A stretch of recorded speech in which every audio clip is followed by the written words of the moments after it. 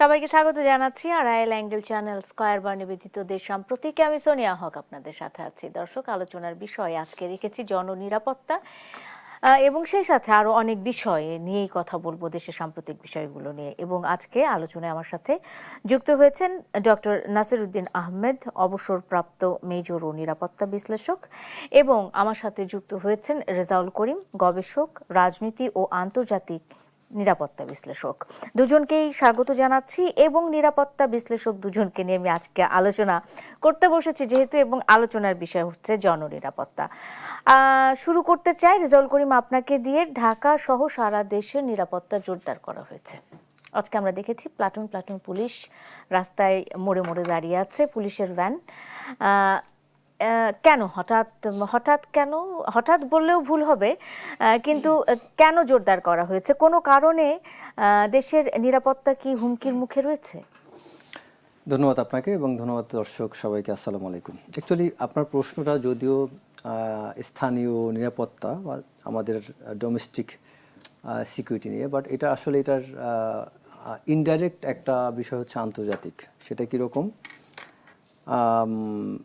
বাংলাদেশের ইতিহাসে দেখা গিয়েছে যখন আমরা ইভেন যদি বেগম খালেদা জিয়ার কথাও চিন্তা করি, তিনি যখন চায়না ভিজিটে গিয়েছেন, ইভেন শেখ হাসিনাও যখন চায়না ভিজিটে গিয়েছেন, তখনই বাংলাদেশের ইন্টারনাল সিকিউরিটিটা কিছুটা থ্রেটের মধ্যে পড়েছে।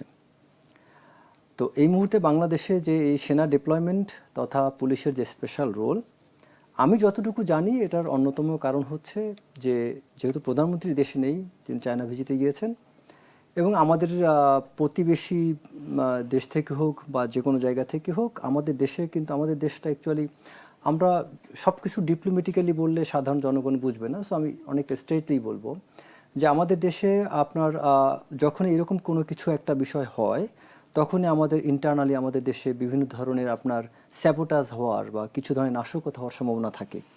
এবং এটা শুধু বাংলাদেশ না, গ্লোবালি ওয়ার্ল্ডে বিভিন্ন জায়গায় এরকম হয়ে থাকে যে বিভিন্ন কান্ট্রি থেকে বিভিন্ন গোয়েন্দা সংস্থা কোভার্টলি অন্য দেশগুলোতে তারা এই জিনিসগুলো করে থাকে, কাইন্ড অফ নেগোসিয়েশন বা একটা পেনিক, একটা ডিটারেন্স ক্রিয়েট করার জন্য, যাতে ওই দেশটা যারা করে তারাও কিন্তু বুঝে যে আমরা যেটা করছি, এটা যেই দেশে করছি তারা এটা উপলব্ধি করতে পারবে এটা কীভাবে কেন হচ্ছে।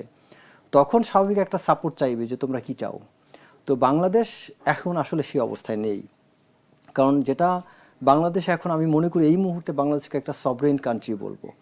এবং কেন sovereign country, sovereign foreign policy বাংলাদেশে আমি মনে করি হতে যাচ্ছে, এস্টাবলিশড হতে যাচ্ছে। তার কারণ হচ্ছে যে আওয়ামী লীগের সময় আমরা যেটা দেখেছি ওই সময়, বা জিয়াউর রহমান ব্যতীত কোনো সময়ই, খালেদা জিয়ার সময় কিছুটা ছিল, বাট মোস্টলি জিয়াউর রহমানের সময় খুব স্ট্রংলি বাংলাদেশের ফরেন পলিসিটা অনেক বেশি সভরেন ছিল। কিন্তু অনন্য সরকার সময় ছিল না। সবসময় মনে হতো যে বাংলাদেশ যা কিছুই করে মনে হচ্ছে যে প্রতিবেশী রাষ্ট্রের একটা মতামত নিয়ে করতে হয়। বাট আমরা কখনো এটা ভাবিনি ভারত, আমি নাম নিয়ে বলি, ভারত কি কখনো বা পাকিস্তান বলেন কোনো রাষ্ট্র কখনো কি তারা তাদের কোন দেশের সাথে অ্যাগ্রিমেন্ট হবে, কি সমরাস্ত্র চুক্তি হবে, কি মিলিটারি ট্রেনিংয়ের চুক্তি হবে, কি আপনার সামরিক কলা কৌশলগত চুক্তি হবে, ডিফেন্স অ্যাগ্রিমেন্ট কি হবে, কোন দেশের সাথে কি সম্পর্ক হবে, ভারত তো কখনো বাংলাদেশকে মতামত জিজ্ঞেস করে না, বা ইভেন চায়নাও কখনো কাউকে করে না, কখনই করে না। বাট বাংলাদেশের ক্ষেত্রে আমরা গত আওয়ামী লীগ গভর্নমেন্ট পিরিয়ড আমরা দেখেছি যে অফিসিয়ালি ফর্মালি না করলেও আমরা ইনডাইরেক্টলি ইনফর্মালি আমরা অনেক কিছুর মাধ্যমে ফিল করেছি যে এই জায়গাটা হচ্ছে, অনেক জায়গায় ভারতকে পরোয়া করা হচ্ছে, বা তাকে এই জায়গায় এক ধরনের একটা সভরেন ফরেন পলিসি যে দেশে থাকার কথা সেই দেশে তাতে কিছু ভাবতে হবে না। যেমন ধরুন যখনই বাংলাদেশের প্রধানমন্ত্রী খালেদা জিয়া যখন সাবেক প্রধানমন্ত্রী যখন চায়না গিয়েছেন, সাথে সাথে বাংলাদেশে সেই আপনার 2000 আপনার মনে আছে যে 17 আগস্ট 21 আগস্ট আপনার যে বিভিন্ন ঘটনাগুলো, তো সেই 17 আগস্ট সারা দেশে যখন বোম ব্লাস্ট হয়, এটা সহ আরও কিছু ঘটনা ঘটেছিল।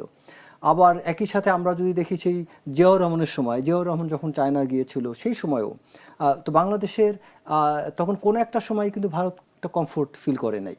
তো একটা বিষয় হচ্ছে কি, দেখেন যে চায়নার সাথে কিন্তু আমেরিকার সমস্যা আছে, সেই চায়নাতে কিন্তু ঠিকই ডোনাল্ড ট্রাম্প যাচ্ছেন, পুতিন যাচ্ছেন, তো বাংলাদেশের প্রধানমন্ত্রী চায়না গেলে সমস্যা কোথায়? That should not be any problem. So এই জায়গাটায় আসলে বাংলাদেশের ভিতরে এক ধরনের একটা মানে ডিটারেন্স ক্রিয়েট করার একটা সম্ভাবনা হতে পারে, যে কারণে বাংলাদেশের আমি মনে করি বর্তমান সরকার যথেষ্ট এই জায়গায় আমি মনে করি ম্যাচিউরড এবং তারা এই জায়গাটা আমি আরও কিছু জায়গায় আমি আলোচনা শুনেছি বা বিভিন্ন ওয়েবসাইট মিডিয়াতেও টুকটাক লেখা অনেকের পোস্টও দেখেছি যে একটা সম্ভাবনা আছে যে আশঙ্কা। প্রতিবেশী রাষ্ট্র বা তারা হয়তো এটাকে ভালোভাবে নিতে না পারেন, তারপরে আবার আমরা যে 24টা এয়ারক্রাফট ক্রয় করছি চায়না থেকে, এটা একটা বিগ ডিসিশনের ব্যাপার কিন্তু। চায়না সফর এবং মালয়েশিয়া সফর এটি প্রধানমন্ত্রীর প্রথম রাষ্ট্রীয় সফর।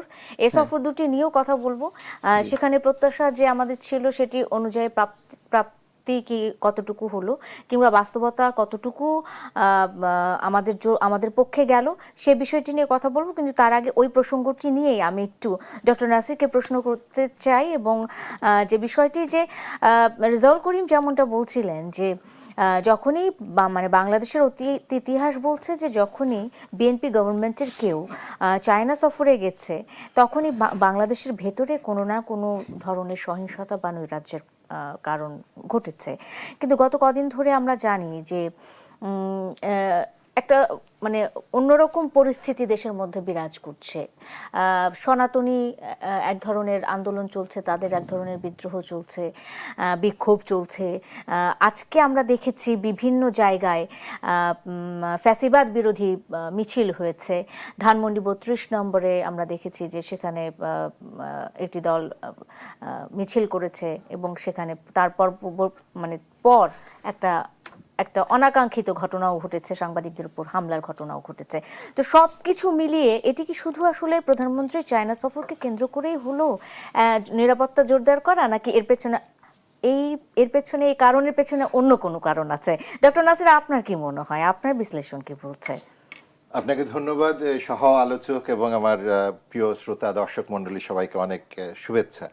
আজ 23শে জুনে আমরা যখন কথা বলছি এবং আপনি ইতিহাস প্রসঙ্গ তুলেছেন, সেই প্রসঙ্গে আমার মনে পড়ে 1957 সালের 23শে জুনের কথা, যেদিন ব্রিটিশরা তাদের অন্যান্য সমস্ত পৃথিবীকে পায়ের নিচে রাখার জন্য যে ডিভাইড অ্যান্ড রুল পলিসি করেছিল, তার সার্থক প্রয়োগ করেছিল পলাশির প্রান্তরে।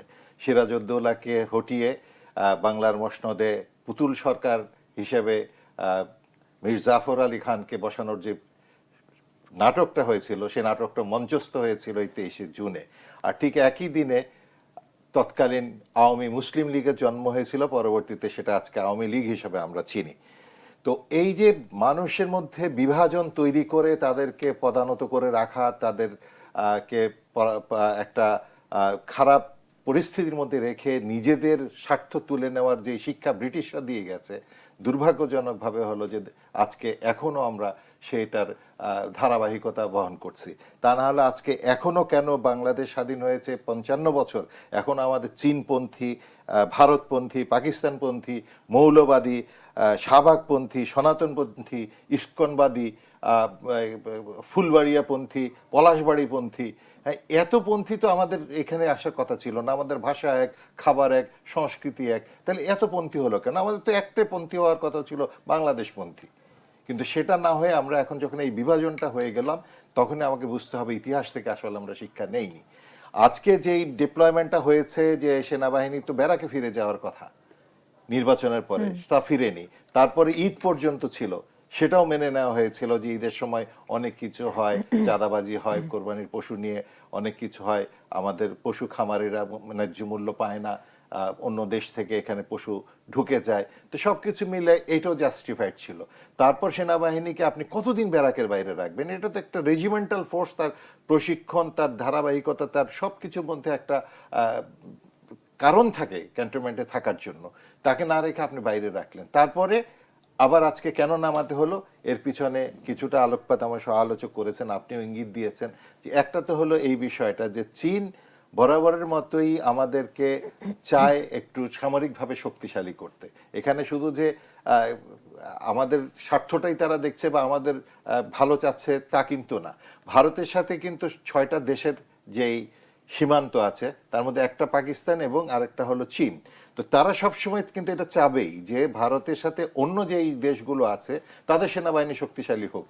কারণ ভারত এবং পাকিস্তানের মধ্যে বা ভারত বা চীনের মধ্যে যদি যুদ্ধ হয়, তারা চাইবে না যে তাদের সমস্ত সামরিক সক্ষমতা ভারত ওই দুটা দেশের বিরুদ্ধে মোতায়েন করুক। তারা চায় বাংলাদেশ থেকেও একটা কিছু উৎপাদন হোক, যাতে করে তারা কনসেন্ট্রেশন এখানে থাকতে পারে, তাদের ইস্টার্ন কমান্ড যাতে এখানে সৈন্য কমায় ওদিকে নিতে না পারে। একইভাবে তারা সেটা নেপালে চাবে, একইভাবে সেটা ভুটানে চাবে, মায়ানমারে চাবে। চীন মায়ানমারকে মোটামুটি একটা কবজের মধ্যে নিয়ে এসছে। বাংলাদেশটাকে যদি পায় তাহলে ভারতের অন্তত 3-4টা জায়গা থেকে তারা একই সাথে ঢোকার। পাকিস্তান কিন্তু ওই একবার চীন একবার আমেরিকা এই একটা দোদুল্যমান অবস্থার মধ্যে আছে, কিন্তু ওখানেও কিন্তু চীনের যথেষ্ট সামরিক সক্ষমতা, সামরিক প্রশিক্ষণের এবং তাদের সামরিক সহায়তার বিষয়গুলো আছে। তো যখনই আপনি বলেছেন সঠিক বিশ্লেষণ, যে চীনে যখনই আমাদের রাষ্ট্রীয় পর্যায়ের কোনো ডেলিগেশন যায় এবং যখনই আমরা চীনের সাথে একটু সখ্যতা গড়ে তোলার চেষ্টা করি, তখনই বাংলাদেশে একটা ক্রাইসিস তৈরি হয় এবং এটা হবে, ভবিষ্যতে হবে। এবং আমি এর আগেও টকশোতে বলেছিলাম যে আমাদের এই যে পুশিন এবং অন্যান্য যে সমস্যাগুলো হচ্ছিল সেটা আরো বাড়বে, এটা বাড়বে এবং অভ্যন্তরীণও কিছু কিছু সমস্যা দেখা দিতে পারে এই চীন সফরের উপরে ভিত্তি করে। কারণ চীন বাংলাদেশের ব্যাপারে বেশি আগ্রহী হয়ে যাক, বাংলাদেশে খুব ভালো ইনভেস্টমেন্ট চীনের হোক, এটা অনেকেই চায় না। তার মধ্যে ভারত একটি অন্যতম ফ্যাক্টর। আরেকটা যে বিষয় হচ্ছে যেটা, যে চীনকে যে আমরা তিস্তাতে সংযুক্ত করতে চাচ্ছি সেটাও অনেকের পছন্দ না, তার মধ্যে ভারত একটি দেশ।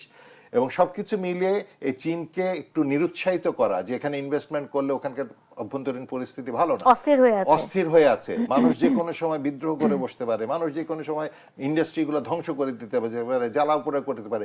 কোন দিন গাজী টায়ারের আগুন লেগেছিল আপনি এখনো দেখবেন সেটা নিয়ে বট বাহিনী কিভাবে প্রচার করছে যে এখানে একটা ইন্ডাস্ট্রির কোনো নিরাপত্তা নাই। কারা করছে এগুলা?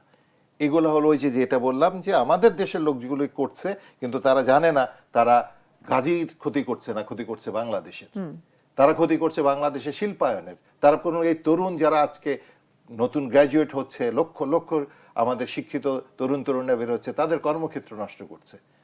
আবার অন্য দিক থেকে দেখেন, এরা কাজ জানে না, এদের লেখাপড়া আপ টু ডেট স্ট্যান্ডার্ড না বলে অন্য দেশের লোক কিন্তু আবার বাংলাদেশে এসে কাজের সুযোগ করে নিয়ে যাচ্ছে।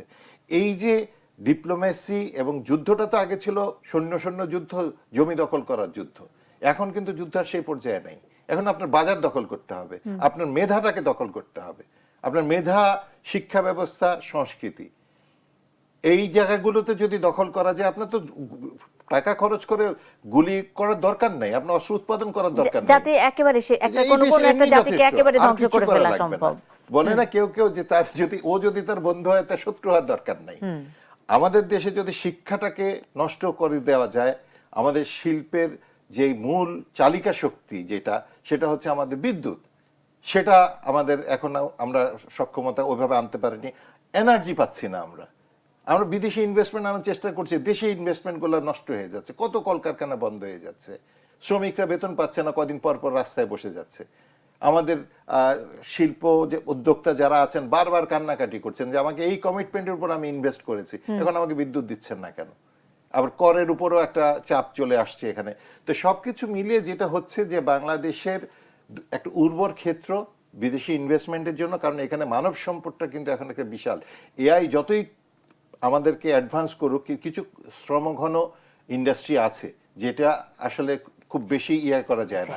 এই জিনিসটাকে বাংলাদেশে ডেভেলপ করার জন্য যে একটা উদ্যোগ বর্তমান সরকার নিয়েছে, বিশেষ করে আপনি দেখেন এআই কিন্তু একটা পেশেন্টের কেয়ার নিতে পারবে না, একটা বৃদ্ধ মানুষের কেয়ার নিতে পারবে না, চাইল্ড কেয়ার করতে পারবে না। এই জিনিসগুলো থেকে বাংলাদেশ কিন্তু টার্গেট করেছে, তারা জাপানিজ ল্যাঙ্গুয়েজ শিখবে, কোরিয়ান ল্যাঙ্গুয়েজ শিখবে, চাইনিজ ল্যাঙ্গুয়েজ শিখবে, যেখানে এআই কোনো অবস্থাতে ঢুকতে পারবেন সেখানে আমাদের তরুণ তরুণীরা ঢুকে যাবে।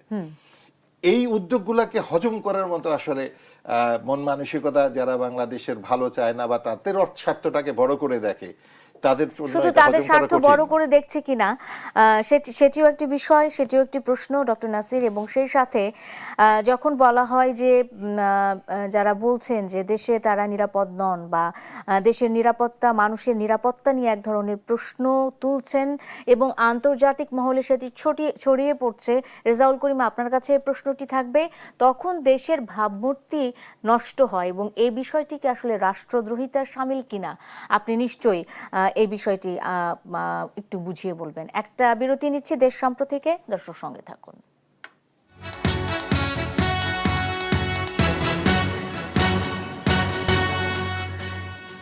বিরতির পর স্বাগত আরেকবার, দেখছেন দেশ সাম্প্রতিক, নিবেদন করছে আড়াইল অ্যাঙ্গেল চ্যানেল স্কয়ার বার। সোনিয়া হক আপনাদের সাথে আছে। জননিরাপত্তা নিয়ে কথা বলছিলাম।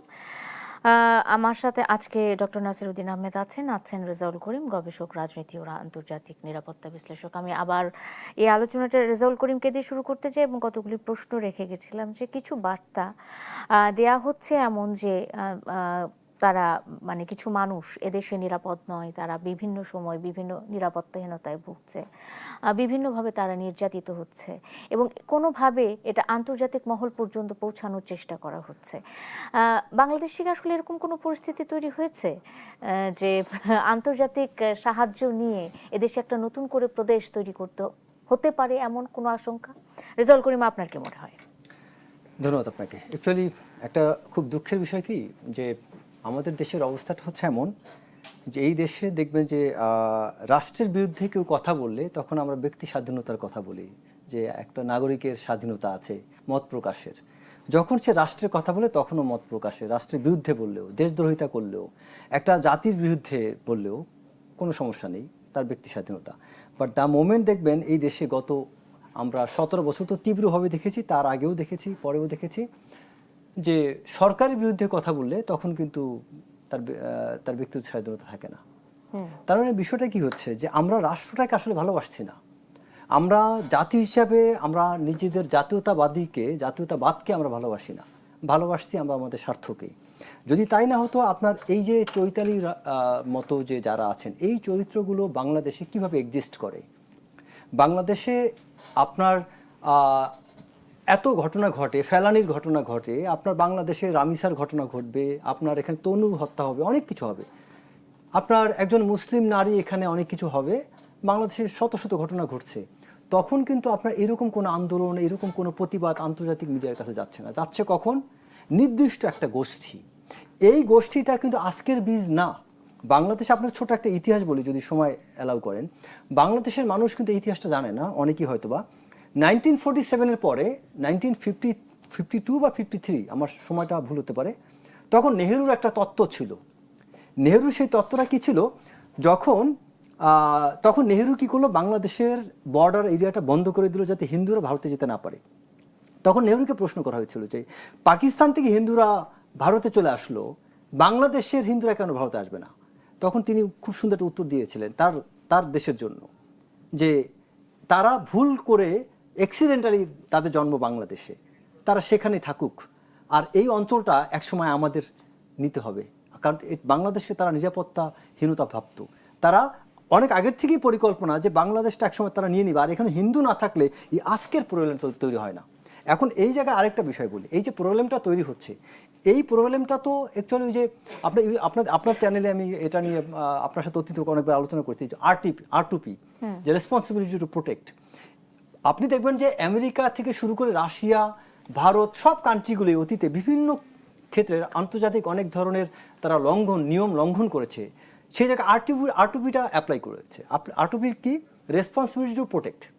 এখন এই রেসপন্সিবিলিটি টু প্রোটেক্ট মানে কি? যেমন ধরেন আমেরিকা যখন লিবিয়ায় হামলা করলো, তখন এই লিবিয়াটাকে তখন তার জন্য একটা থ্রেট হিসেবে বর্ণনা করলো, যে লিবিয়া তার জন্য একটা থ্রেট। সো তার জন্য থ্রেট মানে এখন তার জন্য যদি থ্রেট হয়, সে নিজের রক্ষার জন্য রেসপন্সিবিলিটি টু প্রোটেক্ট, যে আশেপাশের দেশ বা তার নিজের কান্ট্রি, একটা নির্দিষ্ট গোষ্ঠী তারা ভালনারেবল, সো তাদেরকে রক্ষা করতে তাকে ওখানে রেসপন্স করতে হবে। এখন এই যে রেসপন্স করার পূর্বে তারা একটা ন্যারেটিভ তৈরি করে।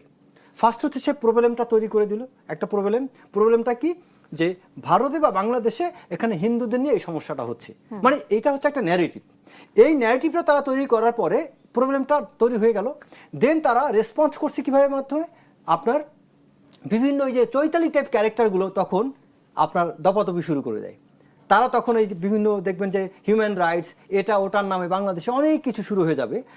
আপনি দেখবেন পরিবেশবাদী, এই যে ডক্টর রেজনার অধীনে একটা হিপোক্রেট দল, এই হিপোক্রেট দলটা কি করবে? পরিবেশের নাম দিয়ে তারা অন্য কোনো কান্ট্রি বা অন্য কোনো আপনার অর্গানাইজেশন, তাদের হয়ে তারা কাজ করবে। যেমন বাংলাদেশে যেমন ধরেন কয়লা আছে, কয়লা তুলবে না, গ্যাস সংকট চলতেছে, অল্টারনেটিভ কয়লা আছে, সেই কয়লা তুলবে না কেন? পরিবেশ। আসলে এটা পরিবেশের সমস্যা না, সমস্যাটা হচ্ছে ডক্টর রেজনার মতো কিছু মানুষ আছে, যাদেরকে কেউ হয়তো বা কোন রাষ্ট্র বা কার কি পারপাস সলভ করছে, এটা আমরা ইনডাইরেক্টলি বুঝি। সো আমি এই প্রসঙ্গে আর যাবো না, এটা নিয়ে অন্য একদিন কথা বলবো। সো এই যে আপনার রেসপন্স করালো বিভিন্ন এজেন্টকে মানে একটা দিয়ে ক্ষেত্র হ্যাঁ, তৈরি করা। ক্ষেত্র তৈরি করলো, হ্যাঁ। ক্ষেত্র তৈরি করার পর রেসপন্সটা করার পর তো পুরো একটা পরিবেশ তৈরি হয়ে গেল।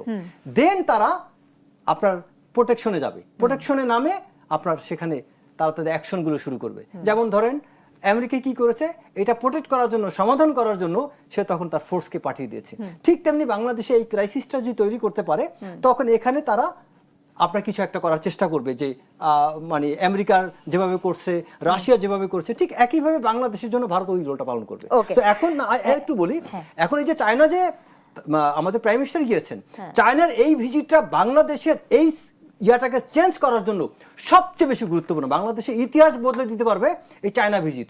এখন চায়না ভিজিটের মাধ্যমে দুটো জিনিস এখানে লক্ষণীয়। একটা হচ্ছে যে ফরেন পলিসি, আপনি এটাকে হয়তো গোপন রাখতে পারবেন না। একটা কান্ট্রির ফরেন পলিসি এটা ভাস্ট, একটা ব্রডার এরিয়া, এটা প্রকাশ পাবে বা মানুষ আন্দাজও করতে পারবে। কিন্তু আপনার ডিপ্লোম্যাটিক যে অ্যাগ্রিমেন্টগুলো হবে, আমি মনে করি সব অ্যাগ্রিমেন্টগুলো সব কিছু তারেক রহমান তথা প্রধানমন্ত্রীর বা এই সরকারের প্রকাশ করা ঠিক হবে না। বরং চায়নার সাথে আমাদের যত স্ট্রং অ্যালাইনমেন্ট হবে, তত ভারতের কাছ থেকে আমরা সম্মান পাবো, তত বেশি প্রতিবেশী থেকে আমাদের যত বেশি গোপন রাখা যাবে বিষয়গুলো। হ্যাঁ, গোপন রাখা হচ্ছে আমার সেই এগ্রিমেন্টগুলো, আমার ডিফেন্স এগ্রিমেন্ট সহ। কারণ চায়নার কাছ থেকে আমরা অনেক কিছু পাওয়ার সুযোগ আছে, চায়নার কাছ থেকে আমার বিজনেস। আমি ফিরবো এই প্রসঙ্গটিতেই ফিরবো রেজাউল করিম। আমি একটু নাসিরউদ্দিন আহমেদকে সংযুক্ত করতে চাই। এই যে এই প্রসঙ্গটি নিয়ে আপনার কাছে আমি আসলে কি ধরনের বার্তা যায় দেশের বাইরে, যে বাংলাদেশ একটা অস্থির পরিস্থিতির মধ্যে আছে? আসলে কি বাংলাদেশে গত কদিন ধরে কি আমরা এরকম কোনো কিছু দেখেছি যে তারা খুব বেশি অনিরাপদ হয়ে গেছে, বা এরকম কোনো কিছু আপনার চোখে পড়েছে? আর আমি যদি সার্বিক একটা চিত্র আপনাকে তুলে ধরি, তাহলে আপনি দেখেন ফিলিস্তিনের মানুষ কি নিরাপদ, লেবাননের মানুষ কি নিরাপদ, কলকাতার মুসলমানরা কি এখন নিরাপদ, কাশ্মীরের মানুষ কি এখন নিরাপদ? তো নিরাপত্তা আমি শুধু মুখে বললেই হবে না যে আমি নিরাপদ নই। আজকে একজন চৈতালি বা কাউকে যদি আমি কাশ্মীরে নিয়ে যেতে পারতাম, আমি যদি তাকে ফিলিস্তিনে নিয়ে যেতে পারতাম, আমি যদি তাকে লেবাননে নিয়ে যেতে পারতাম, তখন উনি বুঝতে পারতেন যে উনি বাংলাদেশে কেমন আছেন এবং নিরাপত্তাহীনতা জিনিসটা কি। আসলে দেখেন, ভারত এমন একটা দেশ, 1947 সালের পরে তারা দেখেন প্রথমে কাশ্মীর, তারপরে হায়দ্রাবাদ, তারপরে সিকিম, তারপরে মাঝখানে তামিলনাড়ুতেও সৈন্য পাঠিয়েছিল, যেটা হচ্ছে আপনার শ্রীলঙ্কায়। এইভাবে কিন্তু তাদের একটা পলিসি আছে, তারা কোথায় কি করবে না করবে।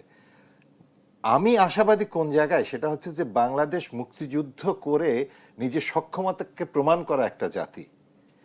মানুষ এখানে যদি একবার ঐক্যবদ্ধ হয়, তখন তাকে যে আর কোনো অস্ত্র দিয়েই ঠেকানো যায় না, তার প্রমাণ 24-এর গণ অভ্যুত্থান আমাদের তরুণ সমাজ দেখিয়ে দিয়েছে। এটা হচ্ছে আমাদের সবচেয়ে বড় আশার জায়গা। আর এইগুলোকে ধূলিসাৎ করার জন্য, ডিভাইড অ্যান্ড রুল করার জন্য যে প্রক্রিয়াগুলো আছে, সেটা বাংলাদেশ অতীতেও ফেস করেছে, এখনো ফেস করছে, ভবিষ্যতে করবে। এটা শুধু যে বাংলাদেশ হচ্ছে তা না। আপনি দেখেন ইরানে মাইশা আমিন বলে এক ভদ্রমহিলা হেজাবের বিরুদ্ধে কথা বলেছিলেন, যে শরিয়া ল অনুযায়ী, এবং তাকে সেই জন্য মোরাল পুলিশ বা যারা গাইডেন্স পুলিশ বলে ইংরেজিতে বলে, তারা তাকে পিটিয়েছিল এবং পরবর্তীতে তিনি মারা যান। আপনি ফিদেল কাস্ট্রোর বিরুদ্ধে কিন্তু 38টা হত্যা চেষ্টা করা হয়েছিল। শুধু যে মুখে বলেছে সে খারাপ, আমি ফিদেল কাস্ট্রো দেশে নিরাপদ নই, তা কিন্তু না। 38 বার সেই নিজের দেশের লোক তাকে হত্যা করার চেষ্টা করেছিল। নথুরাম গডস নিজের দেশের মানুষ গান্ধীজিকে মেরে ফেললো। তারপরে আপনার রাজীব গান্ধীকে মেরে ফেললো, যে ধানু নামে যে একজন তামিল মহিলা। তো এরকম নিজের দেশের লোক কখন যে কার পয়সায় বা কার ইন্ধনে বা কোন মোটিভেশনের কারণে কি করে বসবে, এটা মুশকিল, এটা গার্ড দেওয়া কিন্তু ভেরি ডিফিকাল্ট। সুতরাং একজন বিচ্ছিন্ন চৈতালি কি বললেন বা সেটা কি বললেন, তার চেয়ে বড় জিনিস হচ্ছে যে এই যে মেকানিজমগুলো চলতে থাকে একটা দেশের বিরুদ্ধে, এক ধরনের অস্থিরতা তো তৈরি করার, হচ্ছে। হ্যাঁ, অস্থিরতার চেষ্টা হচ্ছে। অস্থিরতা তৈরি করছে বললে একটু ভুল বার্তা যাবে, কারণ অস্থিরতা যদি হতো তাহলে আমি আপনার স্টেশন পর্যন্ত আজকে পৌঁছতেই পারতাম না। রাস্তায় জ্যাম ছিল, আমার বহুত সমস্যা হয়েছে, কিন্তু তারপরে আমি কিন্তু এখানে আপনার 10টা সময় দিয়েছেন, আমি 10:45-টার মধ্যে আসতে পেরেছি। আমার বাসা থেকে কেউ বলে নাই তুমি রাস্তায় বের হও না, বা আমি এখান থেকে যে ফেরত যাব আমার ফ্যামিলি কিন্তু টেনশনে থাকবে না। তো এই জিনিসগুলো কি ইঙ্গিত দেয় যে আমরা অস্থির একটা দেশের মধ্যে আছি? তা তো না। সরকার যেটা করেছে সেটা হচ্ছে যে প্রথমত হলো যে 23শে জুন আওয়ামী লীগের প্রতিষ্ঠা বার্ষিকীর সময় একটা গন্ডগোল গোলযোগ হতে পারে, এটা গোয়েন্দা একটা রিপোর্ট ছিল, তাছাড়াও প্রাইম মিনিস্টার যেহেতু চীনে গেছেন, এই সময়টাতে একটা এখানে অস্থিরতা তৈরি হতে পারে। চীনা ইনভেস্টররা এই মুহূর্তে কিন্তু যারা বাংলাদেশে ইনভেস্টমেন্ট করার চিন্তা করছেন তারা কিন্তু ইংরেজি বাংলাদেশ নিউজ চ্যানেলগুলো ফলো করছেন। এবং এখন তো এআই তো মুহূর্তের মধ্যে আমি কি বলছি আপনি কি বলছেন, এআই সাথে সাথে ওই চাইনিজ ল্যাঙ্গুয়েজে কিন্তু বুঝাই দিচ্ছে চাইনিজ যে যিনি ইনভেস্ট করতে চাচ্ছেন তাকে। তো সুতরাং এই সময় এটা যে হবে এটা স্বাভাবিক ছিল, বাট সরকারকে আমি সাধুবাদ জানাই, তারা জিনিসটা আগের থেকে আজ করতে পেরেছেন। তারা পুলিশ ডিপ্লয় করেছেন এবং 5টা বড় বড় শহরে কিন্তু সেনাবাহিনী মোতায়েন করা হয়েছে, গোয়েন্দা কার্যক্রম জোরদার করা হয়েছে। এগুলোর মধ্য দিয়ে আমরা যে যদি বলি যে বার্তা দিচ্ছে দেশে অস্থিরতা তৈরি হচ্ছে, তা না, আমি এটা মনে করি না। আমি মনে করি সেটা হচ্ছে যে বাংলাদেশে আমরা সচেতন আছি, জেগে আছি, আমরা জেগে আছি। এবং বাংলাদেশের আরেকটা বড় শক্তি সেটা হচ্ছে যেটা বললাম, আমরা এক ভাষায় কথা বলি, আমাদের সংখ্যাগরিষ্ঠ মুসলমান, কিন্তু এদেশের হিন্দুরা ভারতের হিন্দুদের চেয়ে অনেক ক্ষেত্রে বেশি নিরাপদ। আপনি ভারতের যারা নিম্ন বর্ণীয় তাদেরকে জিজ্ঞেস করে দেখেন, তাদের কয়জন কৃষক বছরে আত্মহত্যা করে শুধুমাত্র সুদের কারণে, যৌতুকের কারণে তাদের কয়টা মেয়ে প্রতি বছর আত্মহত্যা করে, মেয়ে সন্তান জন্ম দেওয়ার কারণে তাদের কতগুলো নারীকে হত্যা করা হয়। ভারতে তো আসলে এই জাতি বৈষম্যের বিষয়টি তো ভারতে অনেক প্রকট, অনেক প্রকট সেখানে, এবং হিন্দুদের মধ্যে এটা আরো বেশি। তাদের মধ্যে কতগুলি জাতি, কতগুলি গোত্র, কতগুলি বর্ণ, কত কিছু আছে, এবং তাদেরকে কিভাবে নির্যাতন করা হয় সেটাও আমরা দেখেছি, যে নিজের জাতের মানুষ মানে নিজের ধর্মের মানুষেরাই কিভাবে নিচু বর্ণের মানুষকে নির্যাতন করছে। সেই তুলনায় আমাদের হিন্দুরা কি ভালো নেই? অবশ্যই ভালো আছে। একজন সুপ্রিম কোর্টের আইনজীবী যখন এই ধরনের কথা বলছে সুপ্রিম কোর্টে কাজ করে, তখন তো আসলে ভালো আছে বলতেই হবে। দর্শক, একটা বিরতি নেই, দেশ সাম্প্রতিকে ফিরছি, সঙ্গে থাকুন।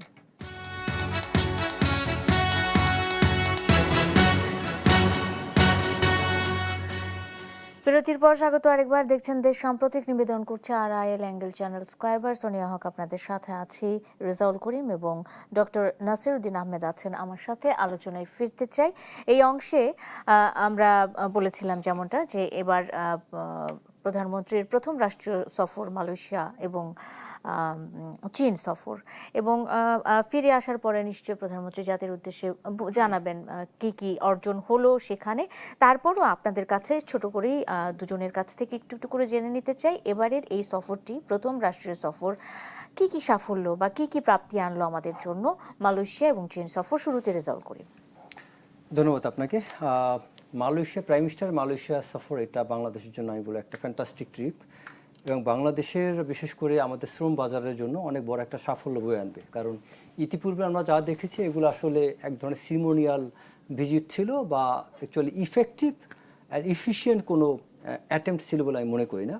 এবং কেন আমি ইফেক্টিভ এবং ইফিশিয়েন্ট বললাম, আপনি যদি খেয়াল করে দেখেন, প্রাইম মিনিস্টার যখন মালয়েশিয়া গেলেন এবং তিনি তার স্ত্রী ডক্টর জোবাইদা রহমানকে যেভাবে ওয়েলকাম করলো, স্পষ্টভাবেই আপনার জিয়াউর রহমানের পুরনো ছবিগুলো দেখলে বোঝা যাচ্ছিল যে ওইটার সাথে অনেকটা মিল আছে।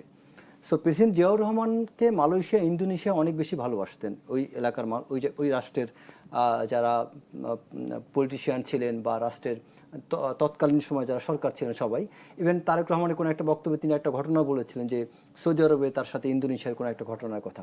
সো আমরা এবং আরও একটা উল্লেখযোগ্য বিষয় হচ্ছে কি, ডক্টর জোবাইদা রহমানের সাথে আপনার ডক্টর আজিজার একটা অনেক বড় একটা কানেকশন আছে, বা আপনি এটা সিমিলারিটিস আছে। জোবাইদা রহমান সে একজন ডক্টর, ফিজিশিয়ান, এবং ডক্টর আজিজা যিনি আনোয়ার ইব্রাহিমের স্ত্রী, তিনিও কিন্তু একজন ডক্টর। তিনি 93-তে 14 বছর সরকারি চাকরি করার পরে কিন্তু তিনি অবসরে যান, এবং অবসরে যেয়ে তিনি পলিটিক্সে জয়েন করেন। এবং 98 সালে 1998-এ যখন আনোয়ার ইব্রাহিম যখন ডেপুটি প্রাইম মিনিস্টার থেকে যখন ডিসমিসাল হন, তাকে যখন পদত্যাগ করতে হয় বা তাকে যখন এই পদ থেকে সরে যান, তখন এই ডক্টর আজিজা তিনি সরাসরি দলের দায়িত্ব নেন। অ্যান্ড মালয়েশিয়ার তিনি প্রথম কোনো নারী বিরোধী দলীয় নেত্রী।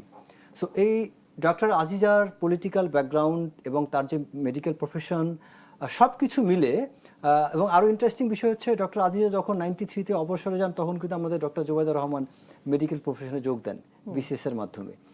সো এবং তারেক রহমান যখন প্রাইম মিনিস্টার যখন মালয়েশিয়া যান, আনোয়ার ইব্রাহিম তাকে যখন ওয়েলকাম করেন, ডক্টর আজিজা আবার জোবাইদা রহমানকে ওয়েলকাম করেন, এবং একই সাথে তাদের একটা মেয়ে আছে। তাদের এই মেয়েও কিন্তু, এবং তারেক রহমানের একজন মেয়ে আছে। সো তাদের সাথে এখানে পারিবারিকভাবে একটা চমৎকার একটা কেমিস্ট্রি হয়েছে বলে আমি মনে করি। এবং পুরো ভিজিটের মধ্যে দেখবেন যে তারেক রহমানকে যেভাবে তারা রিসিভ করেছে, এবং আনোয়ার ইব্রাহিম তার অফিসিয়াল ফেসবুকে এই পোস্টগুলো দিয়েছেন, এবং সেখানে ব্যাকগ্রাউন্ড মিউজিকে কিন্তু বাংলাদেশে একটা গান, হাবিবের একটা গান আছে, তো ওই গানটা আবার ব্যাকগ্রাউন্ড মিউজিক দিয়েছেন। সো তার মানে কি, তারা প্রাইম মিনিস্টারের ভিজিটের পূর্বে তাদের অনেক হোমওয়ার্ক ছিল, তাদের প্রিপারেশন ছিল। তার মানে বাংলাদেশের ইতিহাসে কখনোই কোনো মালয়েশিয়ান গভর্নমেন্ট এইরকমভাবে রিসিপশন দেয়নি। এবং আমার মনে হয় যে এই রিসিপশনের মাধ্যমে বাংলাদেশের যে প্রায় 8-10 লক্ষ বাংলাদেশি যে মালয়েশিয়া আছে, তাদের জন্য অনেক বড় একটা এখানে সুযোগ বয়ে আসবে। কারণ আমি মালয়েশিয়া অনেকবার গিয়েছি, সেখানে যে দেখেছি যে মালয়েশিয়ান যে অ্যাম্বাসির যে কর্মকর্তা, তাদের দুর্নীতি এবং তাদের অবহেলা গাফিলতি সীমাহীন।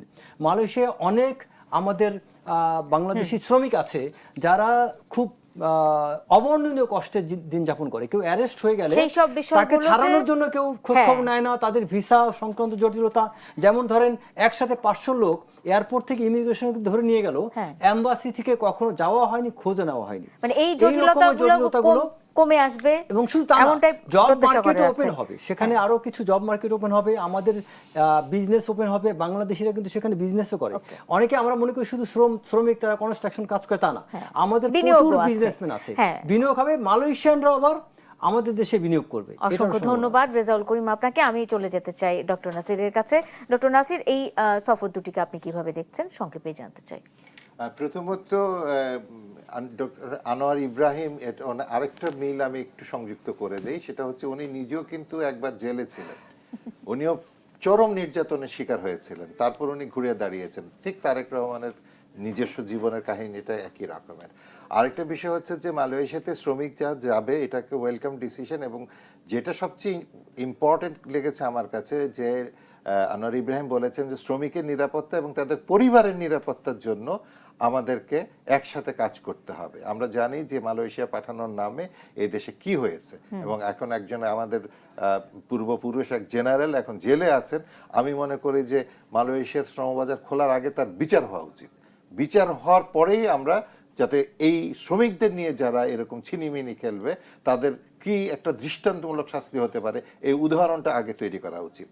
আরেকটা বিষয় আমার কাছে খুব ভালো লেগেছে, সেটা হচ্ছে আনোয়ার ইব্রাহিম জোর দিয়েছেন যে দুই দেশের টেকনোলজিক্যাল পার্টনারশিপের জন্য। শ্রমিকরা কিন্তু মোস্টলি যারা যাচ্ছে বাংলাদেশ থেকে, তাদের স্কিল্ড ওয়ার্কার কম যায়, তাদের এখানে আনস্কিল্ড পাম্প গার্ডেনে কাজ করার, কনস্ট্রাকশনের কাজে কাজ করার, ক্লিনার ইত্যাদি ইত্যাদি যাচ্ছে। বাট এক সময় কিন্তু আমাদের ডাক্তাররাও সেখানে কাজ করতো। আমাদের মালয়েশিয়াতে আপনি জানেন একটা দ্বীপ আছে অনেকগুলো, এবং বেশ কিছু প্রত্যন্ত জায়গা আছে, সেখানে সাধারণত অনেকে যেতে চাইতো না, তাদের ডাক্তারের ক্রাইসিস ছিল, এখনো আছে। এবং আমাদের সেনাবাহিনী থেকে কিন্তু ডেপুটেশনে এই মালয়েশিয়াতে ডাক্তার পাঠানো যেত, হতো নিয়মিতভাবে, সেটা মাঝখানে বন্ধ হয়ে গেছে। আমি মনে করি এটার একটা কারণ, আমাদের এখন প্রচুর ডাক্তার বের হচ্ছে, তাদেরকেও আমরা সেইভাবে গড়ে তুলতে পারি। এবং মালয়েশিয়ার একটা, তারা কি ধরনের ডাক্তার চায়, তারা কি সিলেবাস ফলো করছে, সেটার সাথে একটা কপারেশন করা যায়। এবং এটার ইঙ্গিত তারা দিয়েছেন যে মেডিকেল, এআই, সাইবার সিকিউরিটি, এগুলো নিয়ে আমাদের কাজ করা আছে। এটা ডক্টর আনোয়ার ইব্রাহিম বলেছেন, এবং আমাদের মাননীয় প্রধানমন্ত্রী তারেক জিয়া সেটাকে খুব ভালোভাবে অ্যাকনোলেজ করেছেন, ওয়েলকাম করেছেন। আর অনেক কিছু প্রকাশ্যে আসা উচিতও না, কারণ আমরা ঢাকঢোল পিটে তারপর দেখা যায় যে আমাদের শত্রুপক্ষ যারা, ওরা ঠিক জায়গা মতো হিট করে, যে এখন কোন জায়গাতে প্যাচটা লাগালে ওই ঢোলের বাড়িটা বন্ধ হয়ে যাবে। অসংখ্য ধন্যবাদ ডক্টর নাসিরউদ্দিন আহমেদ এবং রেজাউল করিম, দুজনকে ধন্যবাদ জানিয়ে আজকের মতো শেষ করতে চাই। দেশ সাম্প্রতিক যারা সঙ্গে ছিলেন এতক্ষণ, আপনাদেরও ধন্যবাদ। শুভরাত্রি।